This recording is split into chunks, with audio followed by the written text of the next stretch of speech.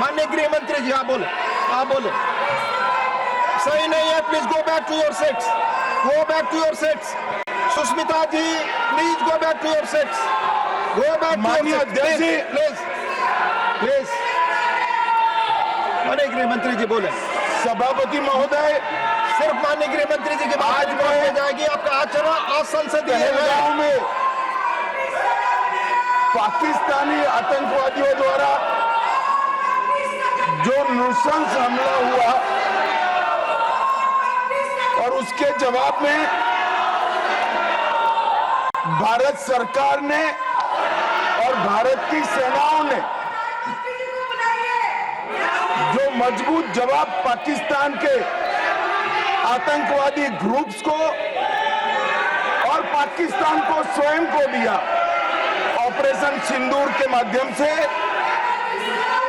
उसका पर सदन में चर्चा पर मैं हिस्सा लेने के लिए खड़ा हूं।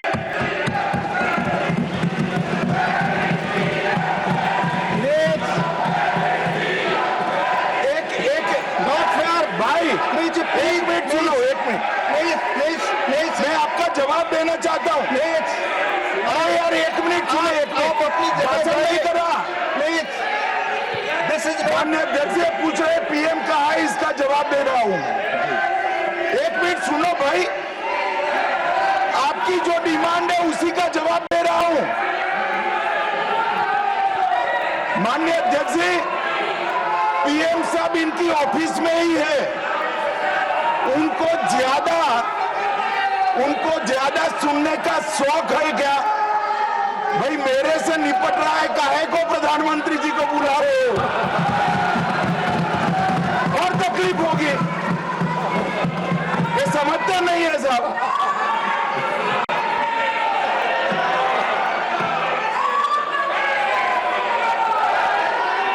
माननीय सभापति जी, सबसे पहले पहलगाम हमले में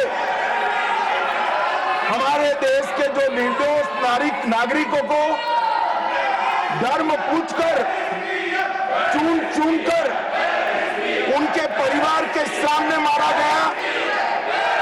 मैं उन सभी दिवंगत नागरिकों के परिवार के साथ मेरी संवेदना व्यक्त करता हूं। जब ऑपरेशन सिंदूर के बाद पाकिस्तान ने गोलीबारी करी, वो गोलीबारी में कुछ नागरिक हताहत हुए, वो नागरिकों के परिवारजनों के प्रति भी मैं गहरी संवेदना व्यक्त करना चाहता हूं। माननीय अध्यक्ष जी, ऑपरेशन सिंदूर, ऑपरेशन महादेव, ये दोनों के लिए जिन सुरक्षा बलों ने भारत का सम्मान बढ़ाया है, वो सभी को मैं हृदय पूर्वक बहुत बहुत साधुवाद देना चाहता हूं। मैं सम्माननीय प्रधानमंत्री जी को भी बहुत बहुत अभिनंदन करना चाहता हूं कि इन्होंने देश की 140 करोड़ की जनता की जो इच्छा थी, उसका प्रतिघोष करते हुए सटीक जवाब देने की दृढ़ राजनीतिक इच्छा शक्ति बताई। इसके लिए मैं सम्माननीय प्रधानमंत्री जी को भी अभिनंदन करना चाहता हूं। मान्यवर, सबसे पहले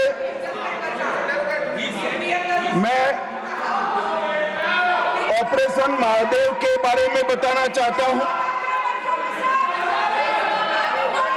मान्यवर, परसों ही प्लीज कश्मीर में प्लीज, आपको माननीय नेता प्रतिपक्ष सबने सुना, ये सही आचरण नहीं है आप सबका। Please go back to your seats. No, माननीय गृह मंत्री आप बोले। नहीं, खड़गे जी कुछ कहना चाहते हैं तो एक मिनट के लिए बताने दीजिए। बताएं सर, आप सभी लोग अपनी सीट पर जाएं। माननीय एलओपी बोले please go back to your seats. Sir, go back to your seats. First go back to your seats. Mister Gokhale, mister Saket Gokhale, अपनी अपनी सीट पर जाइए। आप अपनी सीट पे नहीं है, please go back to your seat. सारे Manoj ji, please go back to your seat, go back to your seats, go back to your designated seats, then only available. Yes माननीय डिप्टी चेयरमैन साहब, मैं इसलिए खड़ा हूं शक्ति सिंह जी, तो मैं do not disturb the house. सब सदन के मेंबर्स का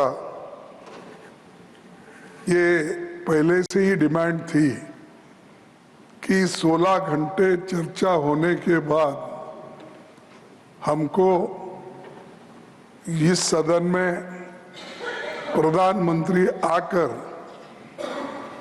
प्रकट होकर वो अपनी बातें रखेंगे और समाधान जो भी हमने सवाल उठाए हैं, बहुत से सवाल उनको संबंधित है।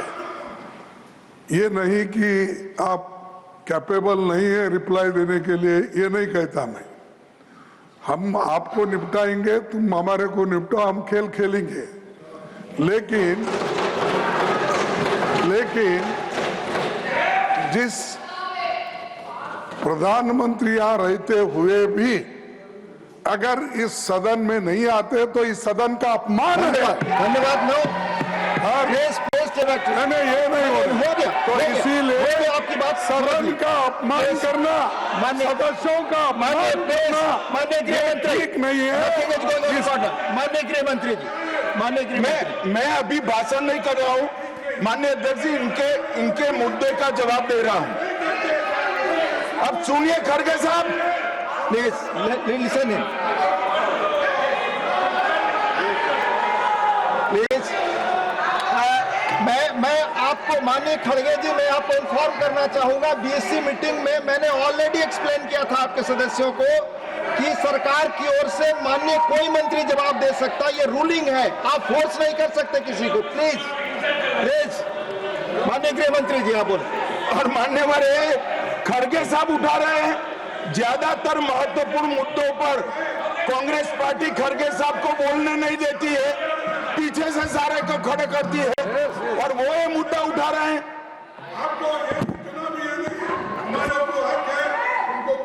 आपने बोल दिया, please please please please let him speak. आपको मौका मिला, आपने बोला। इम्पार्शियल सर, आप I am- जज का काम कर, I am- लेकिन आप हर बात को टोकते रहते हो। नहीं, आपको मौका दिया, बोला अगर आपने। ये प्लीज, हम क्या यहाँ को खेलने आए क्या?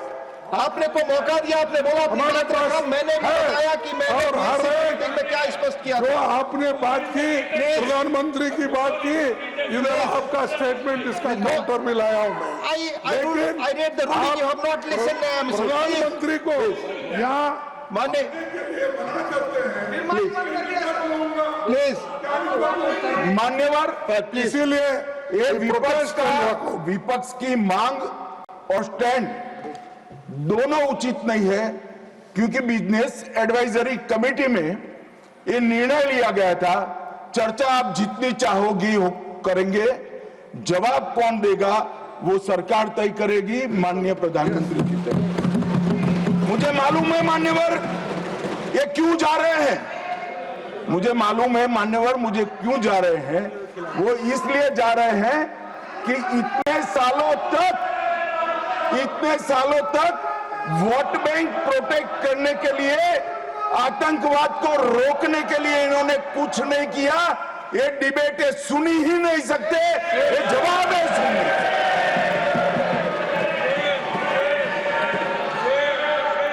और जब भी ये कह रहे हैं और कोई लीडर ऑपोजिशन होता और ये बोलता तब तो मैं समझता, खड़गे साहब बोल रहे हैं ज्यादातर महत्वपूर्ण चर्चाओं में कांग्रेस पार्टी उनके नेता को, लीडर ऑफ ऑपोजिशन को बोलने ही नहीं देती है।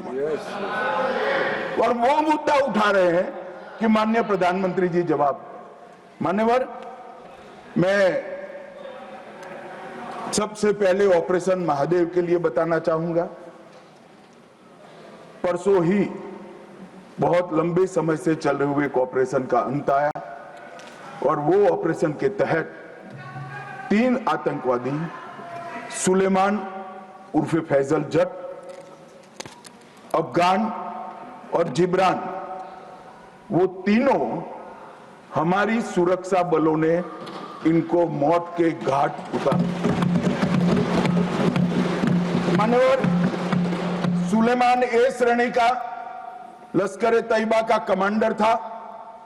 उसने पहलगांव हमले में उसकी ही राइफल से गोलियां चली थी। गगनगिर में भी उसकी राइफल से गोलियां चली थी और उसको हमारे सुरक्षा बलों ने कश्मीर छोड़कर पाकिस्तान भागने नहीं दिया। अफगान भी ए ग्रेड का लश्कर तैयबा का कमांडर था और जिब्रान भी उच्च आला दर्जे का लश्कर तैयबा का आतंकवादी था। मान्यवर, इससे स्पष्ट हो गया है कि ये आतंकवादी हमले में लश्कर तैयबा का हाथ था। इसके इशारे पर ही ये घटना हुई थी। और साहब देखिए, प्रधानमंत्री जी ने सेना को जो हुक्म दिया ऑपरेशन सिंदूर में, मैं बाद में बताऊंगा, उसने लश्कर तैयबा के हेडक्वार्टर को छिन्न विछिन्न कर दिया। इनको भेजने वाले भी मारे गए और जिन्होंने गोली चलाई थी वो भी मारे गए। एक प्रकार से ऑपरेशन महादेव और ऑपरेशन सिंदूर दो इकट्ठा होता है तो दुनिया के सभी आतंकवादी हमलों में सबसे सटीक, सख्त और त्वरित जवाब माननीय प्रधानमंत्री के नेतृत्व में भारत के सुरक्षा बलों ने दिया।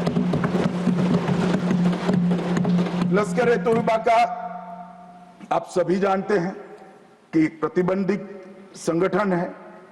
कुछ ही समय के बाद इनके एक आउटफिट टीआरएफ ने जिम्मेदारी ली कि हमने ये निर्दोष नागरिकों को मौत के घाट उतारा है। मान्यवर, उसी दिन मैं वहां पहुंच गया था।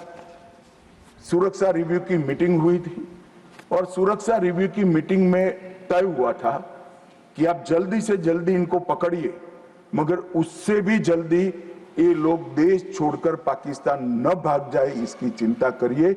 इसलिए 100 दिन के बाद भी वो उपलब्ध मिले और मारे गए। मान्यवर, उनके पास से 3 राइफलें बरामद हुई। एक 19M4 कार्बाइन अमेरिकन राइफल है और 2 AK-47 राइफलें मिली। जिस दिन पहलगांव में घटना हुई, हमारे निर्दोष नागरिकों को मारा गया, उस दिन वहां से एनआईए ने खाली कारतूसों को कब्जे लिया था।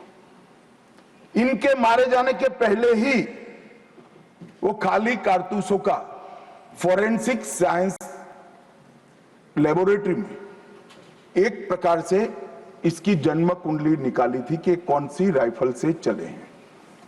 और जब ये मारे गए, इनके पास से भी जो राइफलें मिली, फोरेंसिक साइंस लेबोरेटरी में चंडीगढ़ में रात को फोरेंसिक टेस्टिंग कर 100% मिलान हुआ है कि इन्हीं 3 राइफलों का उपयोग किया गया था, जिसमें से 44 कारतूस AK-19M4 के थे और 25 कारतूस AK-47 राइफल के थे।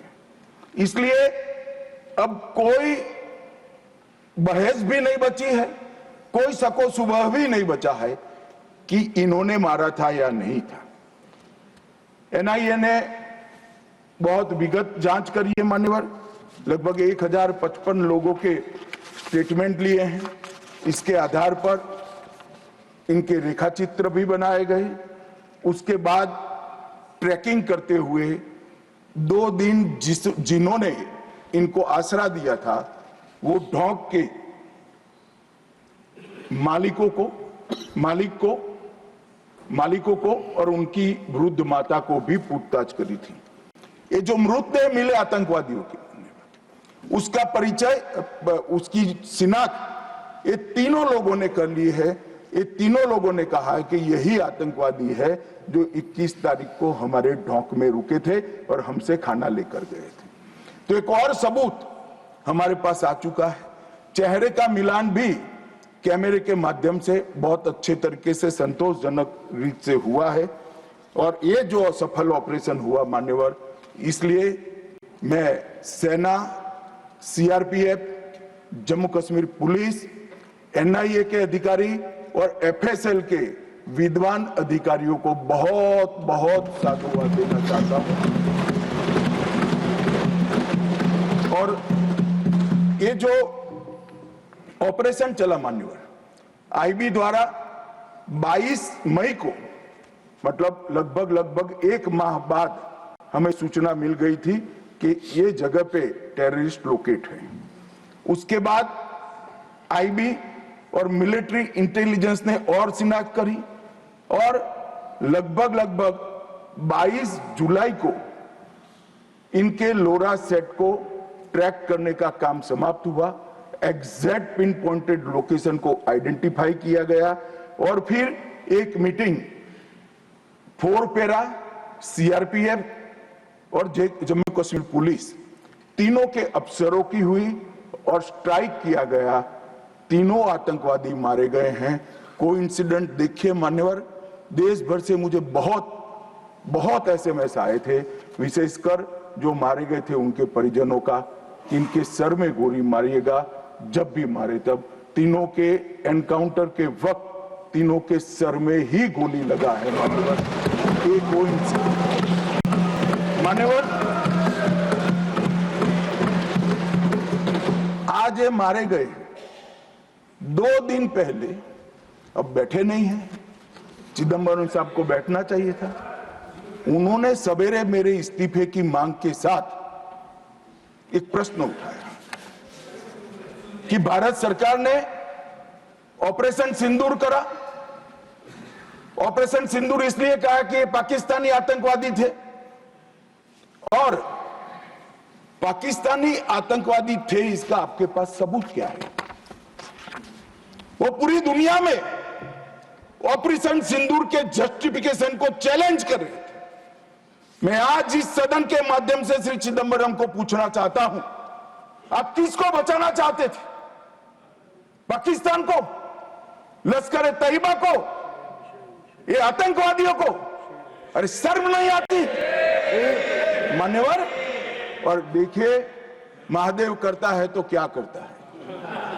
जिस दिन सवाल पूछा उसी दिन ये तीनों आतंकवादी ढेर हो गए और जवाब तो घटनाक्रम ने दिया। मगर ये कांग्रेस पार्टी की मानसिकता पूरी दुनिया के सामने चिदंबरम साहब ने उजागर कर दी। हमारी वोट बैंक के लिए हम पाकिस्तान का समर्थन करते हुए भी नहीं डरेंगे। हमारी वोट बैंक के लिए लश्कर तोयबा को बचाने से भी हम नहीं डरेंगे और हमारी वोट बैंक के लिए आतंकवादियों को शेल्टर देते हुए, शाब्दिक शेल्टर देते हुए भी हम नहीं डरेंगे। मान्यवर, ये कांग्रेस की मानसिकता है। और अभी पृथ्वीराज चौहान साहब का इंटरव्यू आ गया, उन्होंने कहा ऑपरेशन का नाम धर्म के आधार पर रखने के अलावा इनको कुछ नहीं आता है।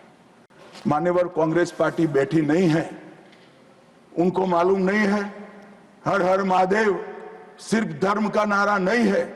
शिवाजी महाराज ने जो मुगलों के खिलाफ लड़ाई लड़ी, स्वतंत्रता की लड़ाई लड़ी और शिवाजी महाराज की सेना का युद्ध घोष था हर हर महादेव।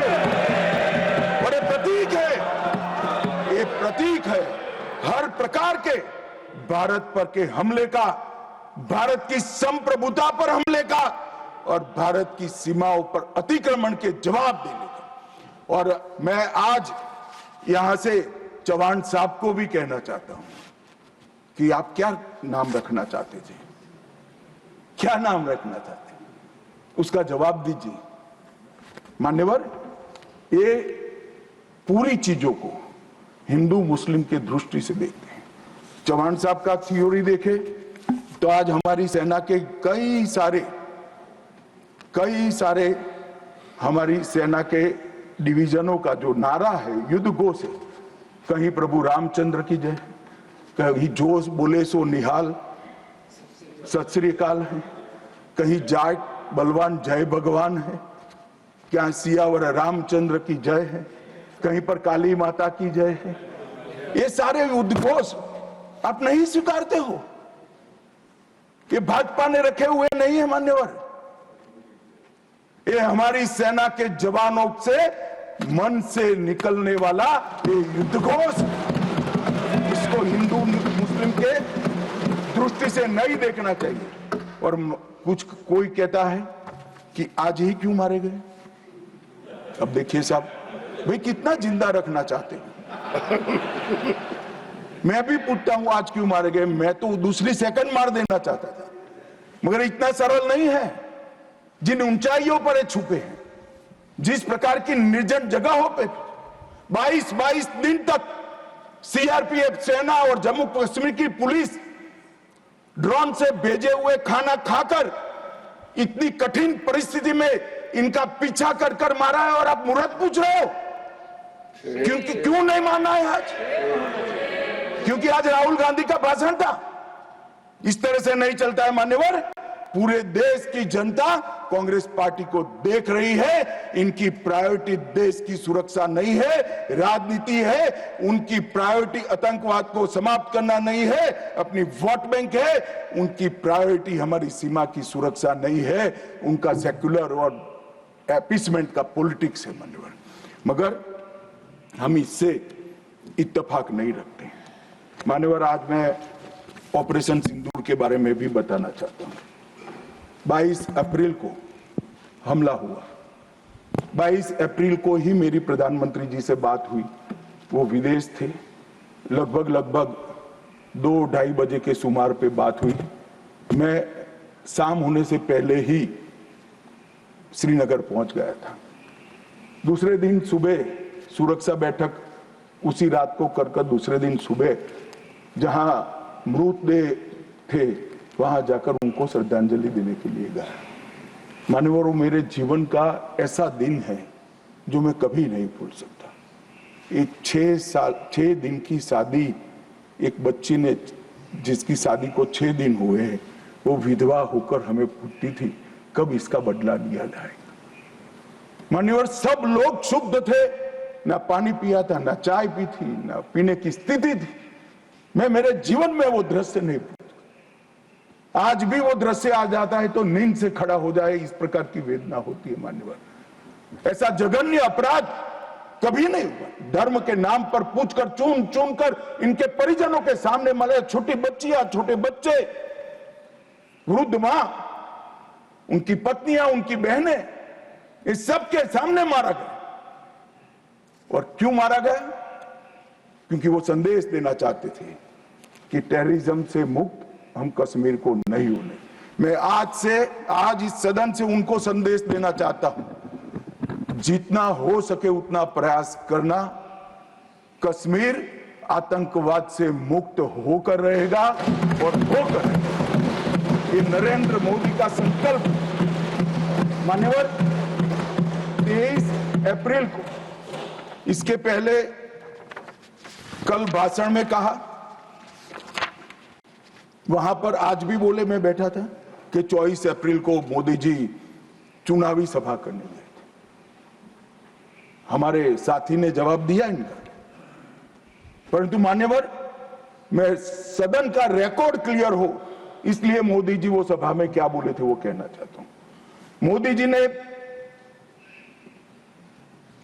24 अप्रैल को बिहार की जनसभा में जो कहा था वो चुनावी सभा नहीं थी। वो 140 करोड़ भारतीयों के गुस्से का प्रतिघोष था। जो इस देश के प्रधानमंत्री की जिम्मेदारी है कि देश की जनता की भावनाओं को दुनिया के सामने ढंग से रखे। मैं कोट अनकोट उनके भाषण को पढ़ता हूं। मैंने 22 अप्रैल को पहलगांव का यह हमला केवल निहत्थे पर्यटकों पर नहीं बल्कि पूरे भारत की आत्मा पर हुआ एक दुस्साहसपूर्ण प्रहार है। आतंकवाद के प्रति दृढ़ और कड़ा रुख, आतंकवादियों और इस हमले की साजिश रचने वालों की कल्पना से भी बढ़कर उनको बड़ी सजा दी जाएगी। आतंकियों के बीच बची खुची जितनी भी भूमि है उसको मिट्टी में मिलाने का समय आ गया है। 140 करोड़ भारतीय इस बात के लिए एकजुट है कि आतंक के आकाओं की कमर तोड़ दी जाएगी। भारत हर एक आतंकवादी और उनकी समर्थकों की पहचान करेगा, उनका पता लगाएगा, उनको दंडित करेगा। आतंकवाद कभी भी भारत की आत्मा को तोड़ नहीं पाएगा। न्याय सुनिश्चित करने के हर प्रयास किए जाएंगे। और आज मैं मोदी जी को बहुत बहुत साधुवाद देता हूं उनकी दूरदर्शी, उनका बोला हुआ एक एक शब्द आज सच हुआ है। उन्होंने कहा था आतंकवादियों की बची खुची जमीन मिला देंगे, मिट्टी में मिला देंगे। साहब, उनके ट्रेनिंग के बाद मिट्टी में मिले हैं, इनके हेडक्वार्टर मिले हैं, उनके लॉन्च पैड भी मिट्टी में मिलकर जमीन दोस्त। उन्होंने कहा कि इनके आकाओं को नहीं छोड़ेंगे। मैं बाद में लिस्ट पढ़ता हूं। इनको भेजने वालों को भी हमारी सेनाओं ने मिट्टी में मिला दिया। उन्होंने कहा आतंकवादियों को भी नहीं छोड़ेंगे। ऑपरेशन महादेव ने वो तीनों आतंकवादियों को समाप्त कर दिया। मान्यवर, एक प्रकार से मोदी जी ने कहा हुआ वाक्य, हमारी सेना, हमारी वायुसेना, हमारी जल सेना और सभी पैरामिलिट्री फोर्स और जम्मू कश्मीर पुलिस ने उसको अपना कर्म का रास्ता बना दिया और कठोर दंड देने का काम किया है। मान्यवर, 23 अप्रैल को ही एक सीसीएस की मीटिंग बुलाई गई। सीसीएस की मीटिंग में कठोर संदेश देने का काम न केवल पाकिस्तान को, पूरी दुनिया को, कि भारत की सीमा और भारत की सेना, भारत के नागरिक और भारत की संप्रभुता इसके साथ खिलवाड़ नहीं करते, वरना परिणाम भुगतने पड़ते हैं। मानव, उन्होंने तय किया सीसीएस की बैठक में 1960 की जवाहरलाल नेहरू के द्वारा की गई एक तरफा पाकिस्तान के फायदे वाली सिंधु जल संधि को तत्काल प्रभाव से रोक लिया था। मान्यवर, ऐतिहासिक फैसला है। हम सब वर्षों से मानते थे कि हिंदू जल संधि एक तरफा है, हमारा पानी 80% वहां नहीं जा सकता। मान्यवर, वहां तक कि वहां से गाद निकालने की भी परमिशन, उनकी कैनाल बनाने के पैसे भी भारत ने भेजे। और मान्यवर, ये पानी पर अधिकार है भारत के किसानों। कश्मीर, पंजाब, हरियाणा, राजस्थान और दिल्ली का पीने का पानी अब कुछ ही समय में सिंधु के माध्यम से राजस्थान तक पहुंचेगा। एकीकृत जांच चौकी अटारी की जो चल रही थी उसको हमने बंद कर दिया। सार्क वीजा समाप्त कर दिया। 24 घंटे में सारे पाकिस्तानी नागरिकों को हमने वापस भेजना शुरू कर दिया। नई दिल्ली स्थित पाकिस्तानी उच्चायोग में रक्षा, सैन्य, नौसेना और वायुसेना के सलाहकारों को अवांछित व्यक्ति घोषित किया गया और दोनों उच्चायोग में स्टाफ को कम करा दिया गया। 55 से घटकर 30 करा दिया। और सीसीएस ने संकल्प लिया कि भेजने वाले और कृत्य करने वाले दोनों को दंडित किया जाएगा। इसके लिए सेना को खुली छूट देने का काम सीसीएस ने। ये पूछ रहे थे कल, क्या हुआ, कैसे हुआ? सीसीएस के फैसले जो है वो मीडिया में आए थे, मगर उनको पढ़ना नहीं है, क्योंकि सारे जो फैसले लिए वो उनके द्वारा किए हुए निर्णयों को रद्द करने के और उनकी नीतियों के खिलाफ जो निर्णय हुए वो है। मान्यवर, 30 अप्रैल को सशस्त्र बलों को ऑपरेशनल फ्रीडम देने का काम प्रधानमंत्री जी ने किया कि रक्षा मंत्रालय और सेना दोनों मिलकर तय करेंगे टारगेट क्या होगा, तरीका क्या होगा, स्थान क्या होगा और समय क्या होगा। और इसको हमारे सेना के जवानों ने इसको बहुत बखूबी निभाया। मान्यवर, मैं तीनों सेनाओं को इस सदन के इस चर्चा में बहुत बहुत सम्मान के साथ साधुवाद देता हूं। 7 मई को रात को 1:04 पर पाकिस्तान के 9 आतंकी अड्डों को ध्वस्त कर दिया। रक्षा मंत्री जी ने लोकसभा में बताया कम से कम 100 लोग मरे, 100 से ज्यादा मरे मगर कम से कम 100 मरे। और मान्यवर, लश्कर तैयबा जैसे मोहम्मद और हिजबुल मुजाहिदीन, ये तीनों के हेडक्वार्टर को ध्वस्त करने का काम नरेंद्र मोदी सरकार ने किया, हमारी सेनाओं ने। और मान्यवर, हमने तुरंत ही उनको सूचना दे दी थी। हमने उनको बताया मरकज सुभानअल्लाह बहावलपुर, मरकज तैयबा मुरीद के Mehmoona Joya camp Sialkot, Sarjal camp Sialkot, Sawai Nala camp Muzaffarabad, Syedna Bilal camp Muzaffarabad, Gulpur camp Kotli, Barnala camp Bhimber और अब्बास कैंप कोटली, उसको हमने समाप्त कर दिया है, तोड़ दिया है। और ये हमारे आत्मरक्षा के अधिकारों को उपयोग करते हुए कहा है, हमारी कार्यवाही समाप्त हुई है।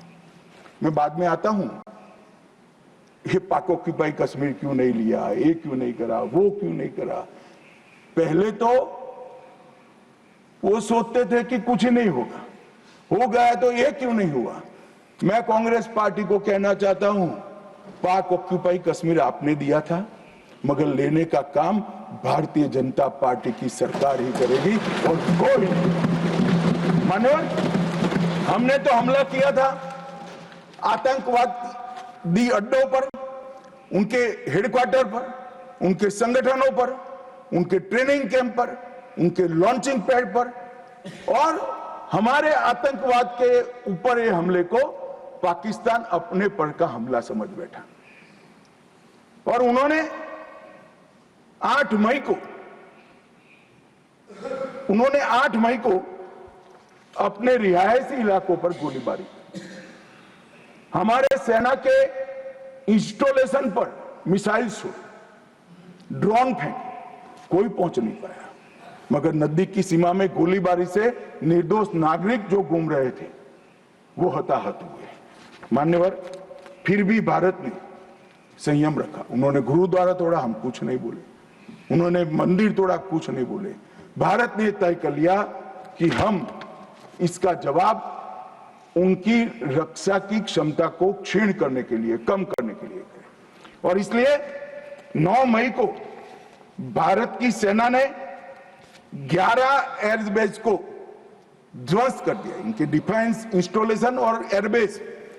8 airbase Nur Khan, Murid, Sargodha, Rafiqui, Rahim Yar Khan, Jacobabad, Sukkur, Bholari, 6 radar system, Sukkur, Lahore, Arifwala, Chunian, Jacobabad और नयाचौर, और surface to air guided missiles की सिस्टम लाहौर और ओकारा की। पाकिस्तान ने हमले के बाद मान्यवर लड़ने की स्थिति में ही नहीं था। ये पूछ रहे हैं किसके कहने पर समाधान हुआ, किसके कहने पर समाधान हुआ, किसी के कहने पर समाधान नहीं हुआ। पाकिस्तान घुटनों के बल हमारे डीजीएमओ को फोन किया कि भाई बंद करो। पहले से हमारा मकसद युद्ध का नहीं था, ना पाकिस्तान के अवाम को हम नुकसान करना चाहते थे। मोदी जी ने तुरंत कहा कि अगर पाकिस्तान रोकता है तो रोक लीजिए, और इसको भी राहुल गांधी आगे बढ़ा रहे हैं और पूछ रहे हैं। कुछ लोगों ने आशंका की कि कौन मरा वहां। मान्यवर, उनको मालूम नहीं है, उनके समय में जो जघन्य आपराधिक घटनाएं हुई थी, आतंकवादी घटनाएं हुई थी, वो घटना को घटाने वाले आतंकवादी हमें पूछते थे। मुझे तो कई लोगों ने पूछा कि भाई 90 दिन हुए क्या हुआ, 95 दिन हुए क्या हुआ, रोज 5 फोन आते थे।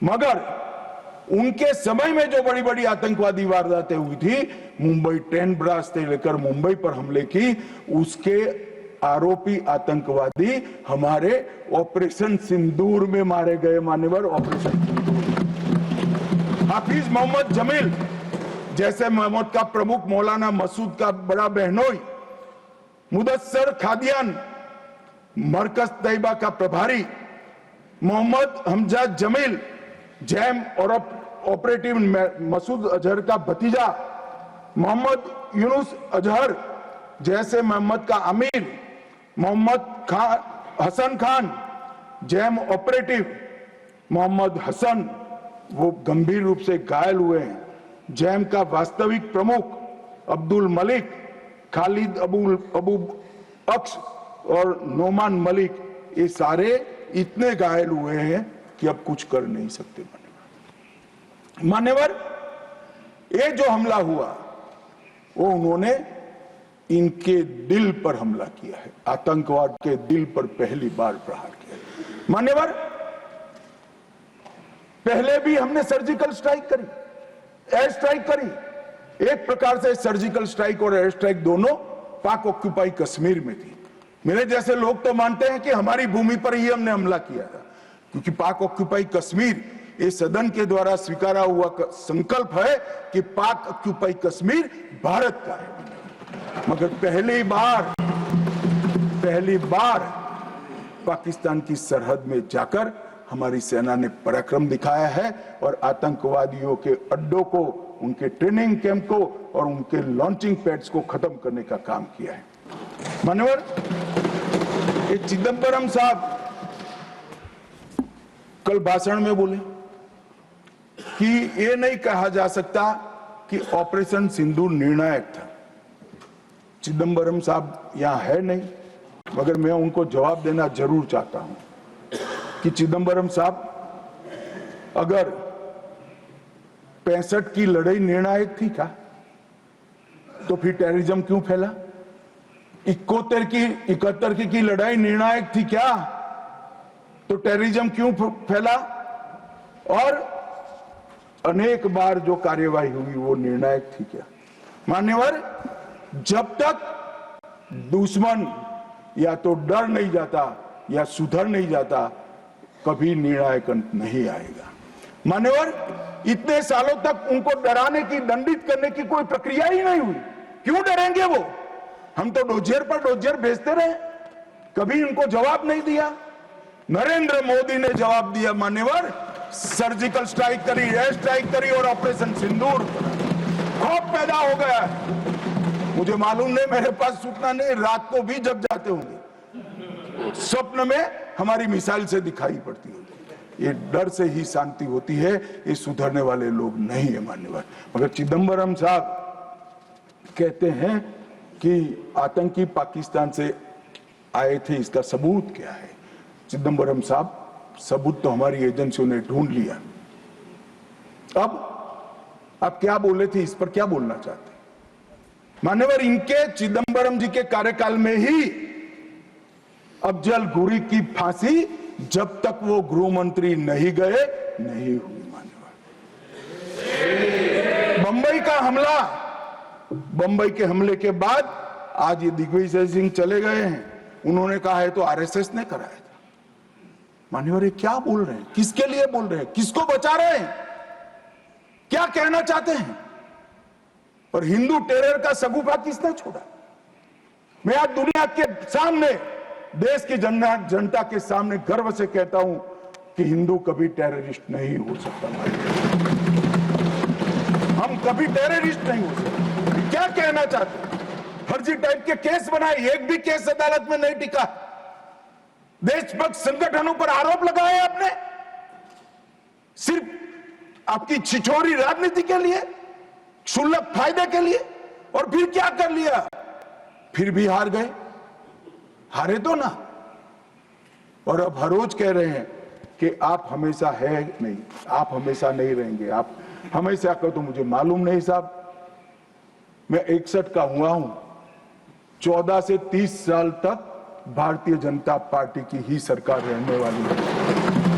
मैं चिदंबरम साहब को कहना चाहता हूं, आप वोट डाल दो, भारतीय जनता पार्टी की सरकार में जीने 30 साल तक भारतीय जनता पार्टी की सरकार रहेगी। मान्यवर, मैं 2015 में बोला था हमारी उड़ीसा कार्यकारिणी में, भुवनेश्वर कार्यकारिणी में, अब ये 5 साल गिन लो तो 15 तो हो ही गए और 15 भी हो जाएंगे। मान्यवर, भारतीय सेना के लिए कभी भी इन्होंने तैयारियां नहीं की। चीन के कई जवानों ने चीन की लड़ाई के बाद लिखा, हमारे पास बंदूक छोड़िए, कारतूस छोड़िए, नमक, चीनी और माचिस भी उपलब्ध नहीं थी। घनघोर ठंड में पहनने के लिए हमारे लिए ठंड के कपड़े भी नहीं थे। मान्यवर, आज वही सेना ब्रह्मोस से लैस है, आकाश उनके मिसाइलों को तोड़ देता है मान्यवर, और पाकिस्तान की पूरी एयर डिफेंस सिस्टम हमारी सेना आधे घंटे में उसको मलबे में बदल कर रख देती है मान्यवर। ये नरेंद्र मोदी के शासन में, मोदी जी के शासन में 11 साल में परिवर्तन, गोली नहीं बना पाते थे। मैं बाद में बताता हूं, लाखों करोड़ों का सामान हम बना रहे हैं, विदेश में भेज रहे हैं, एक्सपोर्ट कर रहे हैं। हमारी सेना का काफी सारा कई सारी चीजें हमने ब्लैकलिस्ट कर दी, इंपोर्ट नहीं कर सकते। और R&D के लिए एक बहुत बड़ा इकोसिस्टम बनाने का काम देश के प्रधानमंत्री नरेंद्र मोदी ने किया है।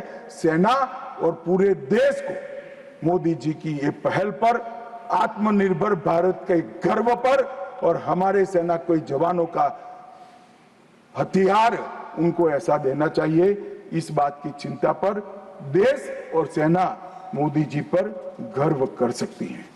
मान्यवर, हमने जो नमक, चीनी और माचिस नहीं थी, ऐसी सेना से 11 साल में 22 मिनट में ही आतंकवादियों का काम तमाम कर देने वाली, तकनीक से सज्ज, वीर, सटीक इंफॉर्मेशन वाली और बताए हुए लक्ष्यों को पूरा करने वाली सेना का मान्यवर निर्माण किया है। मान्यवर, ये हमला, कल्पना कर लीजिए कांग्रेस के राज में हुआ होता तो क्या होता। अभी तो भाजपा सरकार है, NDA सरकार है, मोदी जी प्रधानमंत्री है, तीनों ने क्लीन चिट देने में 100 दिन लगा दिए। अगर कांग्रेस की सरकार होती तो पाकिस्तान को तुरंत क्लीन चिट मिल जाएगा। रक्षा मंत्रालय की जगह विदेश मंत्रालय काम करता, रातों रात जेरोक्स मशीनों पर डोजियर तैयार होते, डोजियर वहां भेजते थे और फिर चर्चा करते शर्म अल शेख में, और कुछ नहीं करते साहब। और ये हमें सवाल पूछ रहे, कोई अधिकार नहीं है कांग्रेस पार्टी को, भारतीय जनता पार्टी को आतंकवाद के बारे में सवाल पूछने का। मान्यवर, इस देश के अंदर आतंकवाद फैला, पनपा, बढ़ा, तो इसका एकमात्र कारण कांग्रेस की सरकारों की लचर और तुष्टीकरण से युक्त वोट बैंक की राजनीति रही है मान्यवर। और आज हमारा सौभाग्य है कि एक ऐसा नेतृत्व है जो ब्रह्मोस मिसाइल्स भेजता है, डोजियर नहीं भेजता है मान्यवर, और नेतृत्व सम्मानीय मोदी। मान्यवर, ये संघर्ष विराम के लिए भी कई सारे कह रहे हैं। मैंने कल सुना रहा, पीओ का क्यों नहीं लेंगे, इतना उछल उछल कर बोलते थे। और यहाँ पर काफी विद्वान लोग बैठे हैं, इनको कुछ संसद की मर्यादा, संसद में बात करने का तरीका, मतलब वास्तविक चीजें बोलने की पद्धति कुछ नहीं सिखाते मान्यवर। मैं आज पूरे देश के सामने बात करना चाहता हूं। मान्यवर, ऑपरेशन सिंदूर युद्ध नहीं था। UN चार्टर के अनुच्छेद 51 के चैप्टर 7 के तहत हमने आत्मरक्षा के लिए बल प्रयोग का जो हमारा अधिकार है उसको उपयोग किया था। 22 अप्रैल को पहलगाम में आतंकवादियों ने जो हमला किया, हमारे निहत्थे नागरिकों को मारा, और इसके जवाब में आतंकवादियों की पूरी इकोसिस्टम तोड़ने का हमारा अधिकार है। जो विश्व के सभी देशों ने हमारे अधिकारों को स्वीकारा है, वो अधिकार का हमने उपयोग किया था। और जब पाकिस्तान ने ही कहा कि हमें संघर्ष नहीं करना है, तब हमने इसको स्वीकारा। और कहते थे, मैं बाद में बताऊंगा मान्यवर, वो हमें कहने लगे कि भाई क्यों करा, ये ले लेते वो ले लेते। मैं बाद में जब आपके समय में जो घोषित युद्ध हुए, ये तो घोषित युद्ध नहीं था मान्यवर, मगर घोषित युद्ध हुए कांग्रेस के समय में, इसमें आपने क्या किया है वो बाद में मैं मान्यवर बताता हूं। उसके पहले मैं आतंकवाद के परिदृश्य पर, जम्मू कश्मीर का आतंकवाद का परिदृश्य और देश का परिदृश्य, इस पर बताना चाहता हूं। मान्यवर, कांग्रेस देश की सबसे पुरानी पार्टी है और सबसे ज्यादा शासन भी कांग्रेस और उनके साथियों ने देश पर किया है। उनके समय में हमारे प्रधानमंत्री नरेंद्र मोदी जी को 3 नासूर मिले आंतरिक सुरक्षा की दृष्टि से। पहले कश्मीर का आतंकवाद, नॉर्थ ईस्ट की इंसर्जेंसी और वामपंथी उग्रवाद नक्सलवाद, ये 3 नासूर मिले। और 30 से 40 वर्ष तक ये नासूर भारत की धरती को रक्त रंजित करते रहे। न जाने कितने लाल हमारी सेना के, सीआरपीएफ के, बीएसएफ के, सीआईएसएफ के मारे जाते रहे, शहीद पर शहीद। न जाने कितने निर्दोष किसान, न जाने कितने निर्दोष नागरिक आतंकवाद, इंसर्जेंसी और वामपंथी उग्रवाद की भेंट चढ़े, मगर कुछ नहीं हुआ। आज मैं कहना चाहता हूं मान्यवर, कश्मीर के उग्रवाद के बारे में बाद में आता हूं। नॉर्थ ईस्ट इंसर्जेंसी और वामपंथी उग्रवाद दोनों क्षेत्र में हिंसा में 75% की कमी लाने का काम नरेंद्र मोदी।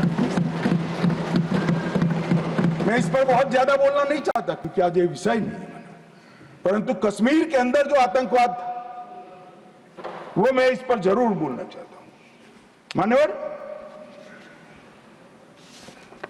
इसका कारण क्या था?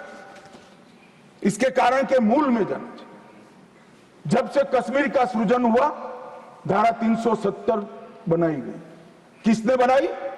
कांग्रेस पार्टी ने बनाई। इसका समर्थन और इतने लंबे समय तक किसने चला?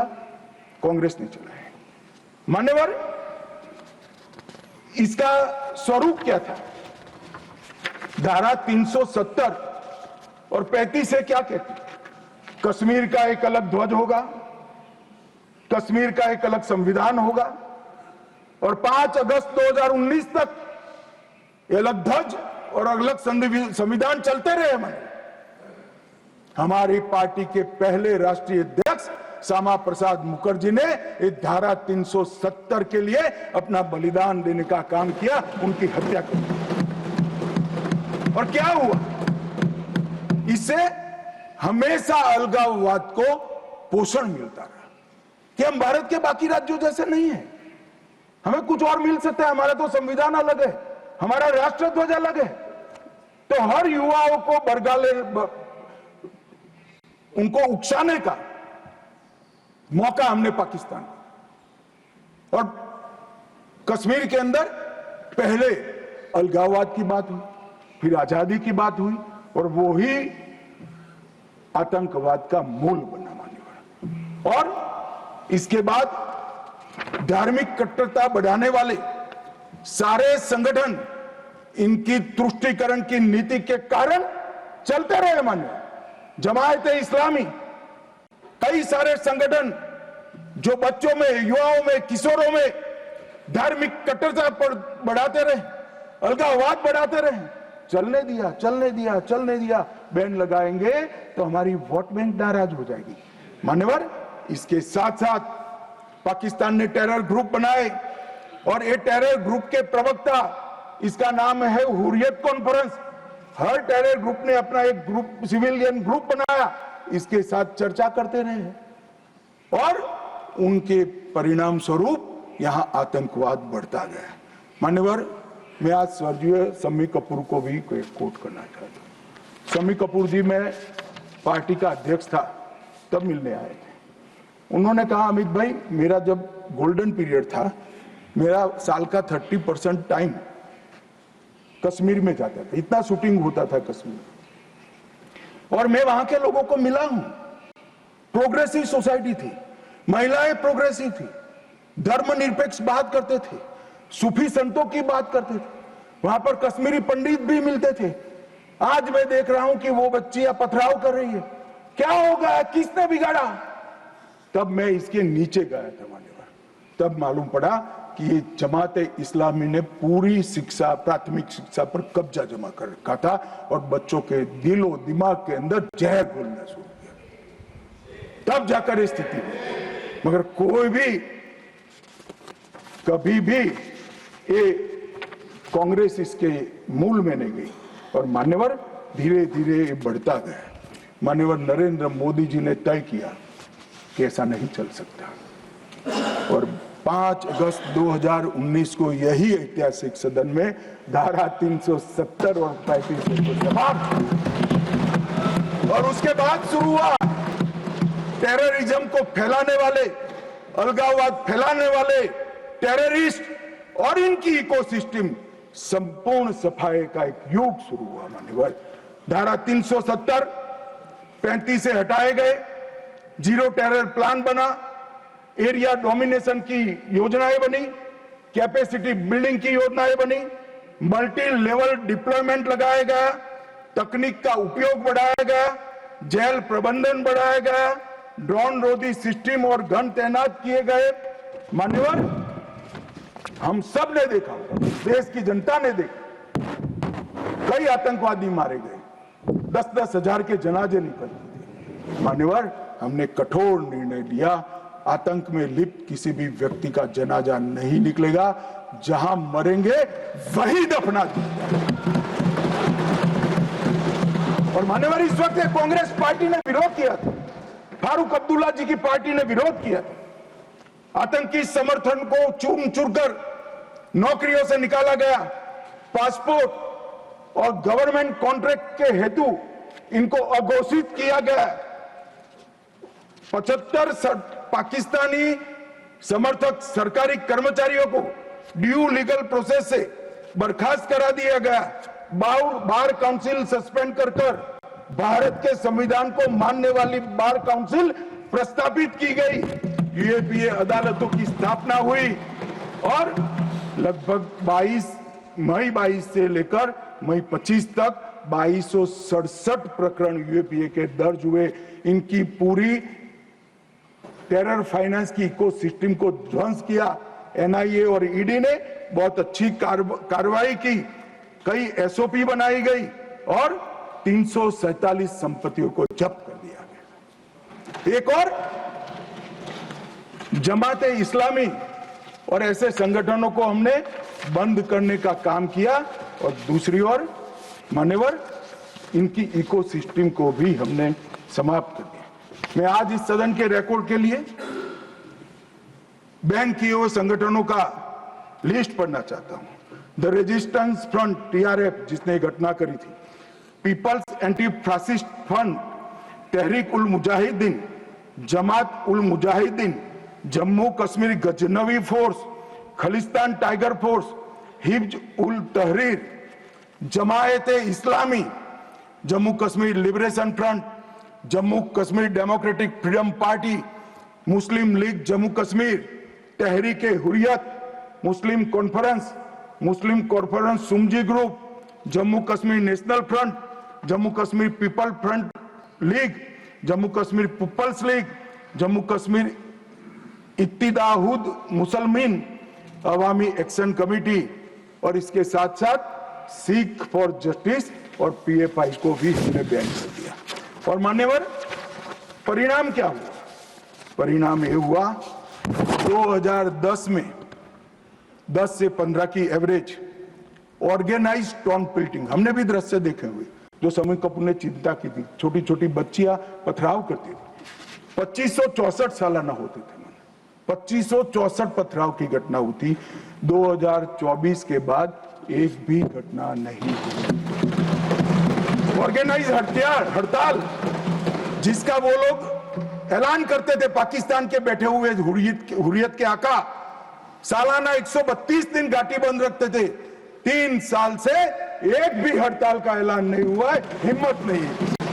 ड्रोन पेल्टिंग में नागरिकों की मृत्यु, 112 नागरिक मारे जाते थे, अब 0 मारे जाते हैं। सिक्योरिटी फोर्स का इंजर्ड, साल में 6235 सिक्योरिटी फोर्सेस इंजर्ड होती थी, अब 0 हो गई है। मान्यवर, इसके साथ साथ ये पूछ रहे थे, अभी वो शिवसेना की सदस्य भी पूछ रहे, क्या आतंकवाद समाप्त हो गया?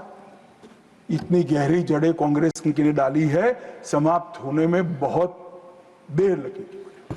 हमारा प्रयास है जल्द से जल्द, परंतु मान्यवर आंकड़े में कहना चाहता हूं, समाप्ति के कगार पर है। आपको पसंद नहीं आएगा मगर समाप्ति के कगार पर। पहले 2004 से 14 तक कुल घटनाएं 7217 हुई, 7217, 7217, और जून 15 से मई 25 तक 2150, 70% की कमी हो गई। मानव आतंकवादी घटनाओं में 70% कमी, नागरिकों की मृत्यु 1770 हुई थी, अब नागरिकों की मृत्यु 357 हुई है। मान्यवर, 80% की कमी, और सिक्योरिटी फोर्सेस 1060 मारे गए थे, अब 542 मारे गए हैं। मान्यवर, 49% की कमी। मान्यवर, इसके साथ साथ हमने कश्मीर के अंदर ढेर सारा काम किया है। मान्यवर, लगभग 59,000 करोड़ की 53 परियोजनाएं थी। चिनाब पर विश्व का सबसे बड़ा पुल बना, 8.5 किलोमीटर लंबी बनिहाल सुरंग बनी, उधमपुर, श्रीनगर, बारामुल्ला तक रेल पहुंची, जोजिला सुरंग और बनिहाल सुरंग बने, रोजगारी का सृजन 63,000 लोगों का हुआ। जम्मू देश का पहला शहर बना जहां IIM, IIT और एम्स तीनों संस्थान वहां पर है। मान्यवर, पहला शहर। लगभग ऐसी स्थिति कश्मीर में भी तीनों प्रोग्रेस पर है। 40,000 नौकरियां दी, विस्थापितों को प्रतिनिधित्व दिया। कश्मीर विस्थापित कश्मीर पंडितों के 2 सदस्यों का नामांकन करने का कानून लेकर आए, और सबसे बड़ी बात मान्यवर, हमने भारत के संविधान का झंडा कश्मीर में फहराने का काम। ये पूछते हैं क्या हुआ? पहले 3 परिवारों तक राजनीति, ना पंच था, ना सरपंच था, ना तहसील पंचायत थी, ना जिला पंचायत। आज जम्मू कश्मीर में 34,260 जनप्रतिनिधि चुने हुए जम्मू कश्मीर के नागरिकों की सेवा कर। मान्यवर, पहले चुनाव होते थे। मुझे एक सेना के रिटायर्ड जनरल मिले, बाद में मैं बताता हूं। उन्होंने कहा, अमित भाई, हमारा काम तो मुख्य सुरक्षा का नहीं था, वो तो भगवान भरोसे था। सबसे बड़ा काम फर्जी वोटिंग करना था। कराते थी प्रशासन, हम इनकार करते थे। कई लोगों को मेमो दिए गए, फिर भी हम अड़े रहते थे। 3%, 4% वोटिंग होती थी। आज नरेंद्र मोदी के शासन में जिला पंचायत के चुनाव में 98.3%। जनरल इलेक्शन में अब तक का सबसे ज्यादा वोटिंग आजादी से। ये बताता है वहां लोकतंत्र प्रस्थापित हो रहा है। मान्यवर, और 63% हुआ, और 1,000 करोड़ से रुपये से ज्यादा पैसा पंचायतों को सीधा देने का काम किया। मगर मान्यवर, क्यों हुआ, मैं आज पूरे सदन को बताना चाहता हूं। मैं अभी इस बात को कभी उजागर नहीं किया, मगर मुझे लगता है मौका भी है और दस्तूर भी है।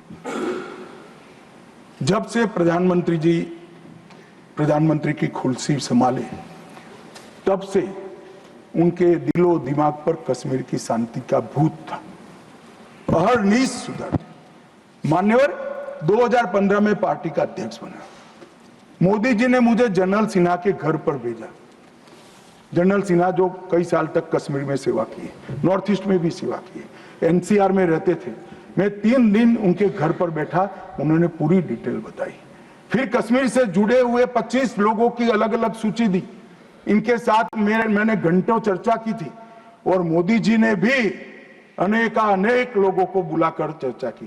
अगर मोदी जी करते हैं, वो बताते नहीं है, मगर मुझे कुछ तो मालूम है, क्योंकि काफी सरपंच को मिले थे। इनकी मिनट्स मेरे पास आई थी। पार्टी की दृष्टि से युवाओं से मिले थे, धार्मिक नेताओं से मिले थे, जम्मू के लोगों को मिले, घाटी के लोगों को मिले और नेशनल कॉन्फ्रेंस के एमपीओ को भी मिले थे। और ढेर सारा मंथन 2014 से ये चलता था।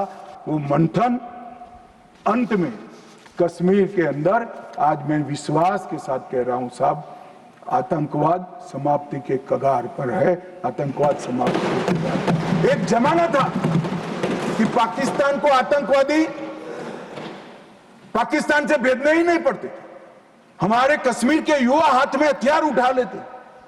मगर आज मैं 6 माह का रिकॉर्ड इस सदन को बताता हूं। 6 माह में आतंकवादी संगठनों में एक भी कश्मीरी युवा की भर्ती नहीं हुई है और जो मारे जा रहे हैं वो सारे पाकिस्तान। क्योंकि जम्मू कश्मीर के अवाम ने मोदी जी की नीतियों को स्वीकारा है। पहले कभी नहीं हुआ सर कि आतंकवादी कोई बड़ा कृत्य करते थे, घाटी में इसका विरोध होता है। मैं आज घाटी की जनता को, जम्मू की जनता को बहुत बहुत साधुवाद देना चाहता हूं। एक भी गांव ऐसा नहीं था घाटी का जहां ये पहलगाम हमले का विरोध नहीं। और जब तिरंगा घर पर फहराने की बात होती है, जिनके बच्चे आतंकवाद की भेंट चढ़ गए, वो माँ बाप भी तिरंगा फहराते हैं।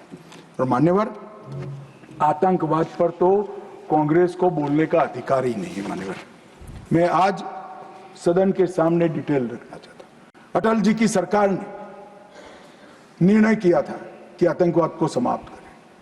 काफी मंथन हुआ। मंथन के बाद तय हुआ कि मजबूत कानूनी संरचना खड़ी करनी पड़ेगी जिससे इनको सजा कराई जाए। कानूनी संरचना खड़ी करने के लिए पोटा का कानून लाना, ये कांग्रेस पार्टी ने विरोध किया। मैं आज वो है नहीं, मगर पूछना चाहता हूं, पोटा का कानून का विरोध किसको बचाने के लिए किया था? खैर, उन्होंने तो विरोध किया, राज्यसभा में गिर गया। अटल जी का संकल्प मजबूत था, भाजपा का संकल्प मजबूत था।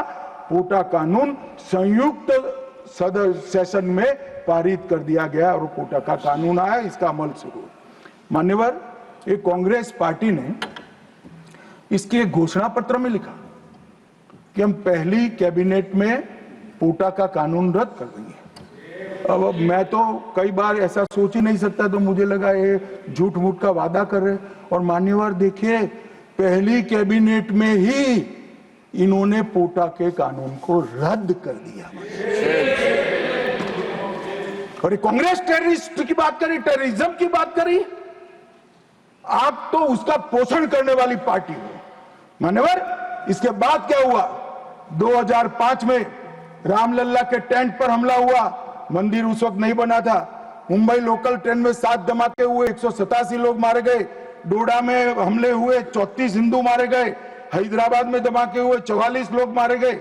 2005 रामलल्ला का टेंट, 2006 मुंबई ट्रेन, डोडा 2006, 2007 2 बम धमाके हैदराबाद में, 44 लोग मारे गए। 7 यूपी में धमाके हुए, 13 लोग मारे गए। 8 रामपुर सीआरपीएफ कैंप पर हमला हुआ। 2008 आर्मी के काफिले पर हमला हुआ, 10 नागरिक मारे गए। 2008 आतंकी हमला हुआ, 246 लोग मारे गए। 2008 जयपुर में 8 बम धमाके। 2008 अहमदाबाद में 21 बम धमाके। 2008 दिल्ली में 5 बम धमाके। 2010 जर्मन बेकरी बम धमाका। 2010 वाराणसी में बम धमाका। 2011 मुंबई में बम धमाका, 3 लोग मारे गए। एक भी वर्ष खाली नहीं गए मन में। और हमें पूछ रहे कि आपने क्या किया? 100 दिन तक पूछते ही रहे, कहां गए, क्या किया, क्या किया, क्या किया। अब मुझे बताओ भाई, 2005 से शुरू कर 2011 तक आपने क्या किया? कांग्रेस पार्टी ने क्या किया? कौन से कानून लाए, कौन से कदम उठाए, और कब जाकर पाकिस्तान पर सर्जिकल स्ट्राइक, एयर स्ट्राइक और ऑपरेशन सिंदूर का आपने प्रयोग किया? ये जवाब कांग्रेस पार्टी को, देश की जनता को देना पड़ेगा।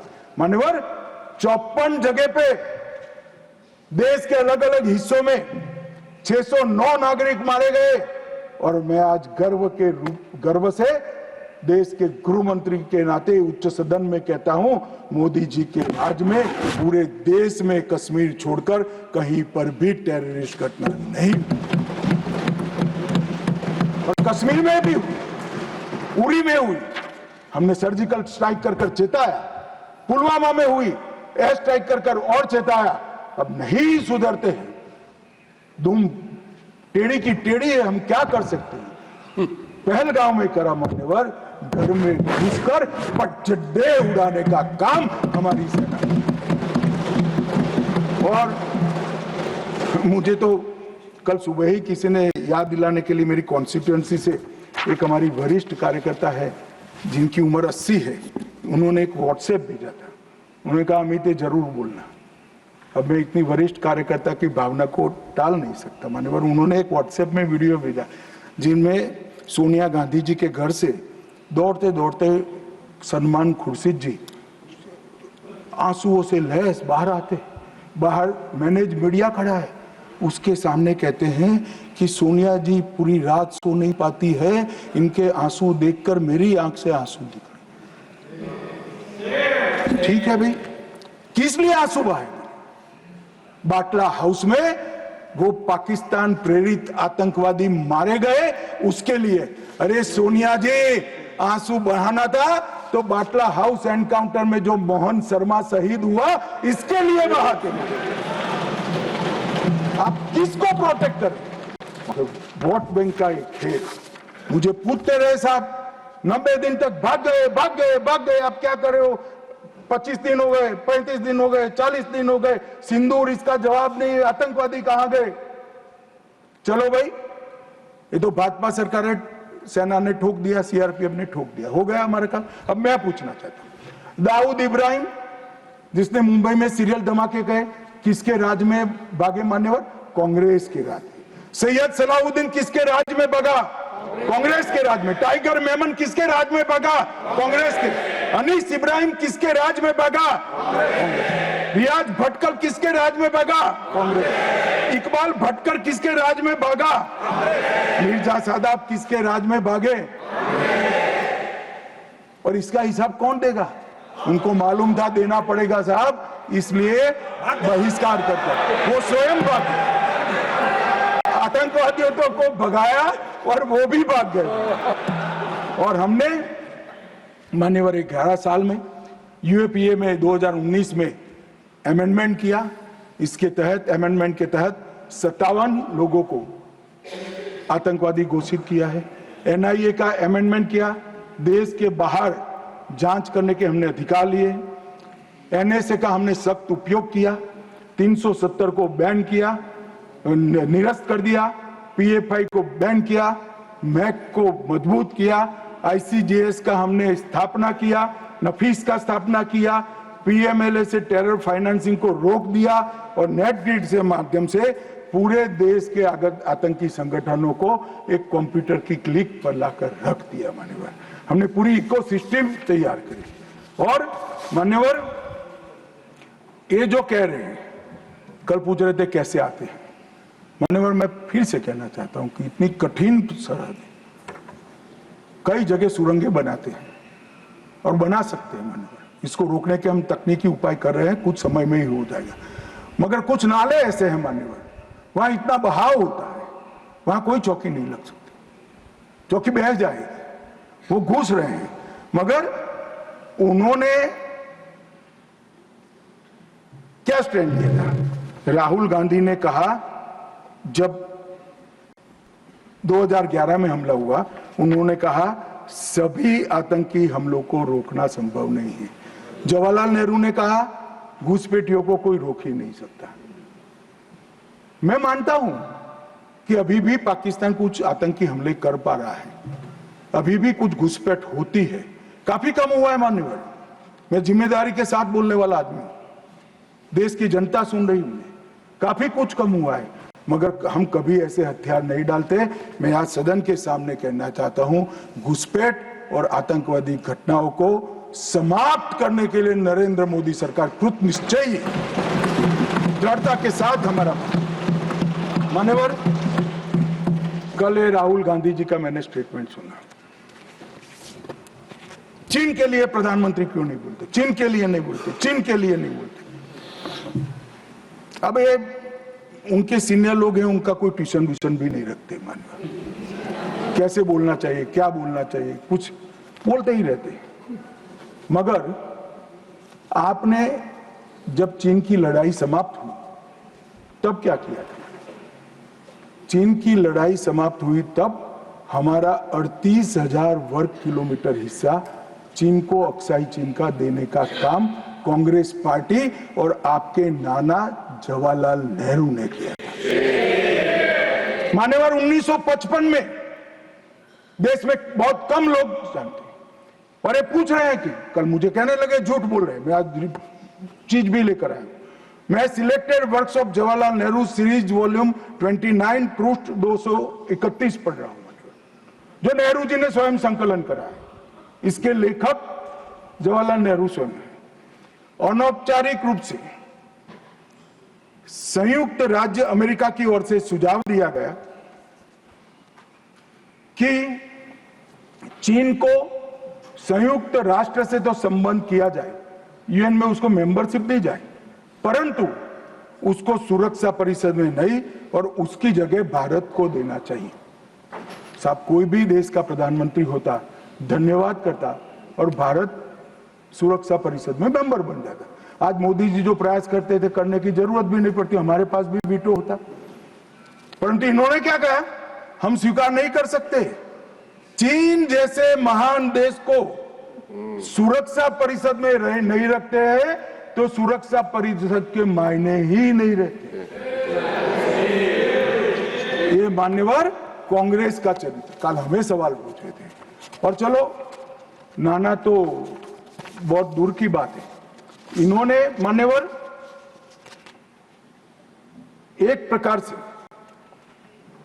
चीन के बारे में राजीव गांधी फाउंडेशन, जिसकी चेयरपर्सन उनकी माताजी थी, उससे एमओयू किया, चीन से पैसा लिया, हमने एफसीआरए का लाइसेंस यही बिना पर कानूनी तरीके से राजीव गांधी फाउंडेशन का एफसीआरए का लाइसेंस कैंसिल कर दिया। क्या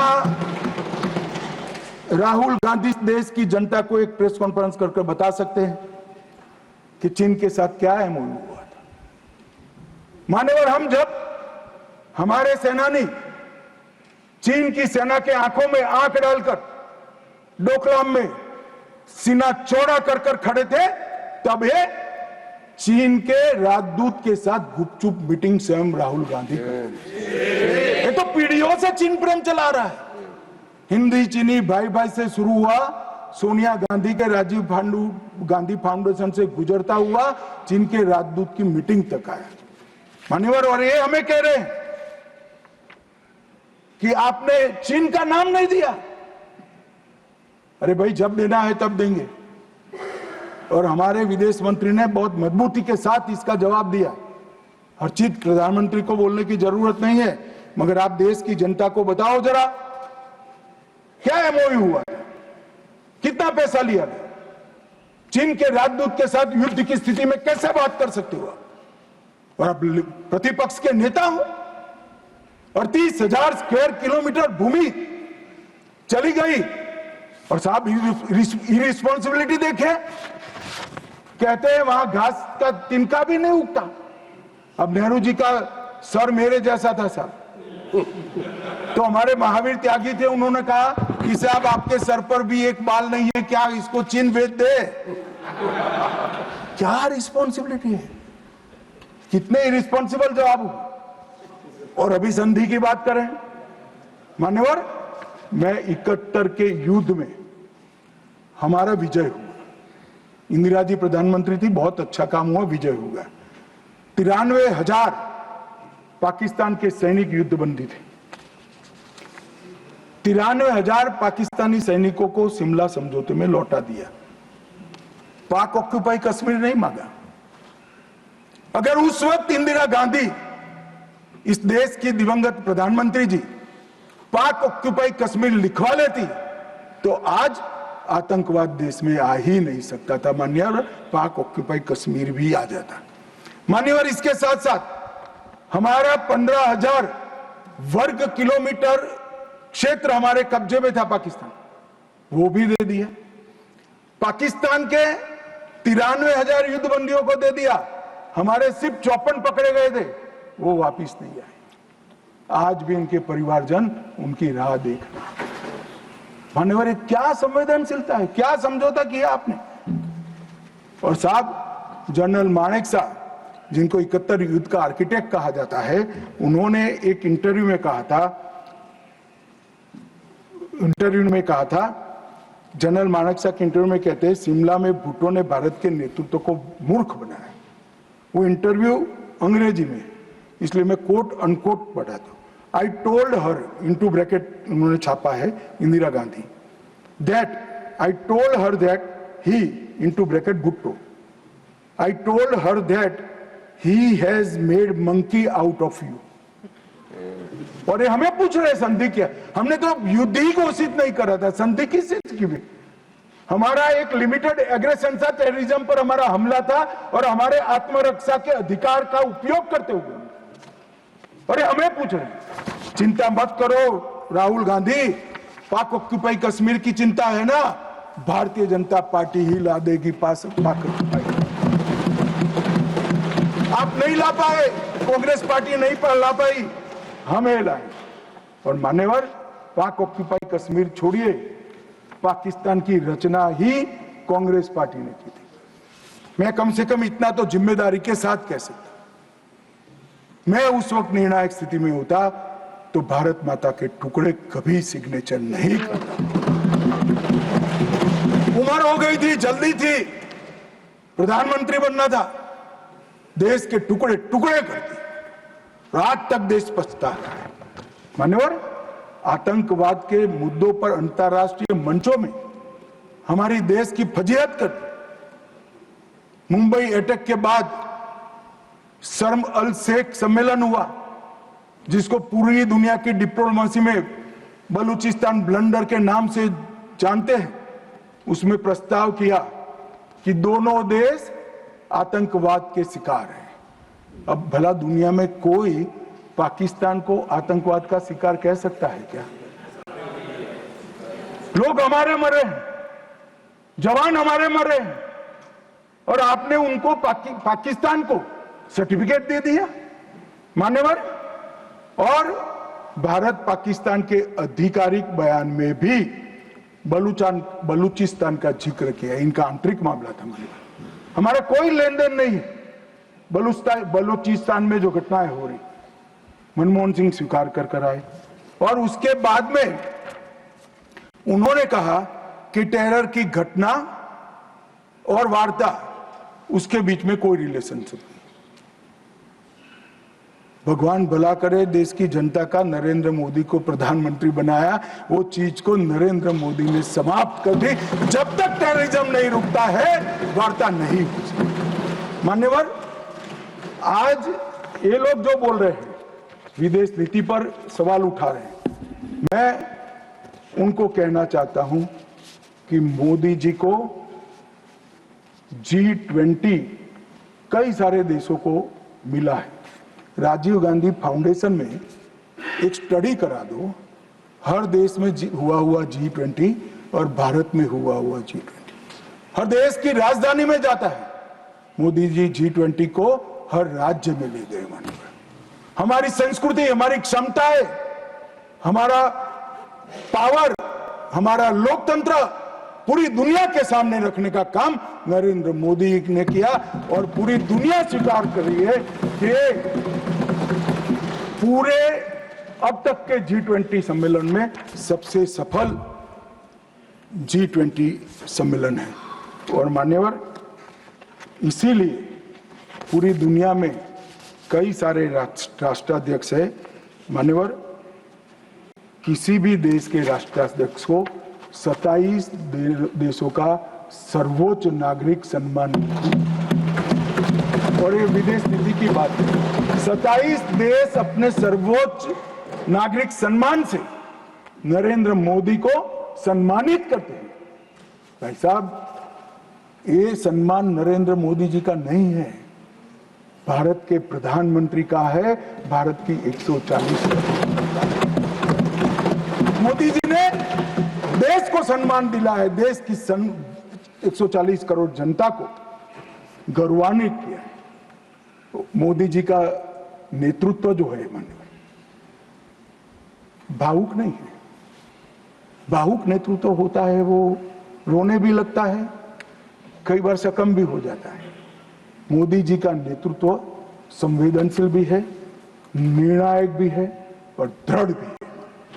मैंने देखा है कोरोना 370 ऑपरेशन सिंदूर ये सारा छोड़ दो, कोरोना में मैंने देखा है इससे बड़ी आफत इस सहस्त्राब्दी में भारत पर नहीं आई थी। अड़ीग होकर अपने रास्ते पर चलते रहे और जब कोरोना समाप्त हुआ पूरी दुनिया ने कहा सबसे अच्छा प्रबंधन भारत ने किया। और उसका कारण जब ढूंढा गया, मैं भी स्टडी करने वाले कुछ लोगों को मिला था मान्यवर, जब कारण पूछा गया, स्टडी किया गया, तो सबने कहा कि पूरे विश्व में कोरोना के सामने सरकारें लड़ती थी, हमारे यहाँ प्रधानमंत्री, भारत सरकार, राज्य सरकार और 140 करोड़ लोग एक साथ कोरोना के सामने लड़ते थे। मजाक उड़ाते, घंटी बजाने से कोरोना चला जाएगा, दिया जलाने से चला जाएगा, कर्फ्यू करने से अपने आप चला जाएगा। उनको मालूम नहीं था जनता के मन में जागरूकता लाते थे। और जब मुझे तो ठीक याद है मोदी जी ने टीम गठित की टीका बनाने के लिए, तब जयराम रमेश जी, नाम मत लीजिए, रिकॉर्ड पर मत लीजिएगा, तब कांग्रेस वाले इनका मजाक करते थे कि भारत टीका बना लेगा। मान्यवर सबसे पहले टीका बनाने वाले देशों में भारत है और इसी के कारण हम बचे। मान्यवर 11 साल में समग्र दुनिया ने भारत की क्षमता को स्वीकारा है। भारत 11वें नंबर से चौथी सबसे बड़ी अर्थव्यवस्था बना। जीडीपी हमारा 4.19 ट्रिलियन हो गया, $1 ट्रिलियन की डिजिटल अर्थव्यवस्था बनी। प्रति व्यक्ति आय, जयराम रमेश जी हमेशा पूछा करते हैं, निर्मला जी बताती भी नहीं है, 68,572 से बढ़कर 1,33,488। मान्यवर राष्ट्रीय राजमार्ग का नेटवर्क 60% बढ़ा, 159 ऑपरेशनल एयरपोर्ट है, 31 लेकर मोदी जी ने इनिंग शुरू करा था, अभी समाप्त नहीं हुआ। 136 वंदे भारत ट्रेन है, 1500 ट्रेन अमृत स्टेशन योजना के तहत विकसित हो रहे हैं। 97% से अधिक भारतीय रेल का विद्युतीकरण हो चुका है। भारत दुनिया का सबसे बड़ा मोबाइल फोन उत्पादक देश बनने के कगार पर है। भारत तीसरा सबसे बड़ा स्टार्टअप इकोसिस्टम बन चुका है। मोदी सरकार में 118 यूनिकॉर्न बने। रक्षा क्षेत्र में हमारा उत्पादन 1.27 लाख करोड़ हुआ और निर्यात 21,000 करोड़ हुआ। विश्व का सबसे बड़ा पुल भारत में है, विश्व का सबसे लंबा पुल भारत में है। देश का सबसे लंबी अटल सेतु भारत में बनी। भारत का पहला वर्टिकल लिफ्ट रेल पुल मोदी जी के समय में हुआ और सबसे बड़ा NH भी मोदी जी के समय में बना। और सबसे बड़ी उपलब्धि कई पीढ़ियों से गरीबी जिनको डस रही थी मान्यवर, 60 करोड़ लोगों को घर में बिजली, गैस, शौचालय, शुद्ध पीने का पानी, 5 किलो अनाज और 5 लाख तक का इलाज देने का काम। ये नहीं समझ रहे। आपकी जो इच्छा हो मैं मान्यवर एनालिसिस के साथ इस सदन में जिम्मेदारी के पूर्वक कहना चाहता हूं, जब भी भारत की आजादी का इतिहास 25 साल के बाद शताब्दी के वर्ष लिखा जाएगा, ये मोदी एरा स्वर्ण अक्षरों से लिखा जाएगा, किसी में से। और मान्यवर कई सारे चीजें जो भारत के स्वाभिमान से साथ जुड़ी थी, हमारे इतिहास के साथ, हमारी संस्कृति के सम्मान के साथ, वो सारी चीजों को इन्होंने 75 साल तक लटका कर रखा। मैं आज एक लिस्ट पढ़ना चाहता हूं। अचीवमेंट जो हुए, आर्थिक विकास हुआ है, प्रजा का आत्मगौरव उड़ा है। आर्टिकल 370 को हमने हटा दिया, 3 तलाक समाप्त कर दिया, यूसीसी शुरू हो चुका है, राम मंदिर का निर्माण अयोध्या में रंग चंग के साथ हो गया, न्यू एजुकेशन पॉलिसी में मातृभाषा में शिक्षा पर हमने बल दिया, काशी उज्जैन शारदा पीठ करतारपुर कॉरिडोर बनाए, राजपथ का नाम बदलकर कर्तव्य पथ रख दिया, योग को वैश्विक पहचान दिलाई, नया सैनिक चिन्ह वीर छत्रपति शिवाजी महाराज के निशाने पर रखा, संसद के अंदर सेंगोल की स्थापना की, राष्ट्रीय युद्ध स्मारक का स्वदेशी निर्माण किया, अंडमान और निकोबार द्वीप समूह के नाम बदलकर सुभाष बाबू और परमवीर चक्र विजेता बने हुए हमारे सेनानियों पे साथ रखे, और इसके साथ साथ कई सारी उपलब्धियां ये एरा में हुई। माने और सबसे बड़ी उपलब्धि है 2047 में मुझे एक विदेशी पत्रकार ने कहा, मैं लंबा बैठा था, मैं उनकी थॉट प्रोसेस को जानना चाहता, अब मैं जो सुनना चाहता था तीसरे ही वाक्य में आ गया कि अब भारत को कोई रोक नहीं सकता। तो मैं उनको पूछा क्यों? उन्होंने कहा अब तक भारत ने अपना लक्ष्य ही तय नहीं किया था, कैसे अचीव करता। मैंने बोला अब क्या हुआ कि अब मोदी जी ने तय कर दिया कि जब 100 साल का भारत होगा, आजादी के 100 साल होंगे, तब विश्व में हर एक क्षेत्र में हम नंबर 1 पर होंगे और महान भारत।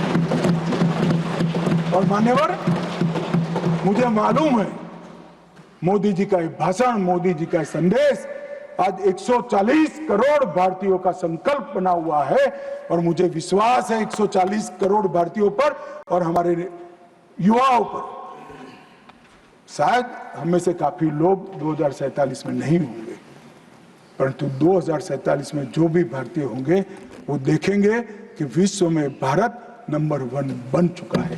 मान्यवर, भारत को नंबर 1 बनना है तो हमारी बाहरी सुरक्षा और आंतरिक सुरक्षा बहुत महत्वपूर्ण है। ऑपरेशन सिंदूर की चर्चा में मैं देश की जनता को कहना चाहता हूं, युद्ध होता है तो हमला वहां पर से भी होता है, यहां से पर से एक भी हमला ऐसा नहीं जाएगा जिसका जवाब दिया नहीं जाएगा, और आतंकवाद को हम समाप्त कर रहेंगे। 31/3/26 को नक्सलवाद समाप्त हो जाएगा, इसमें किसी को शंका नहीं।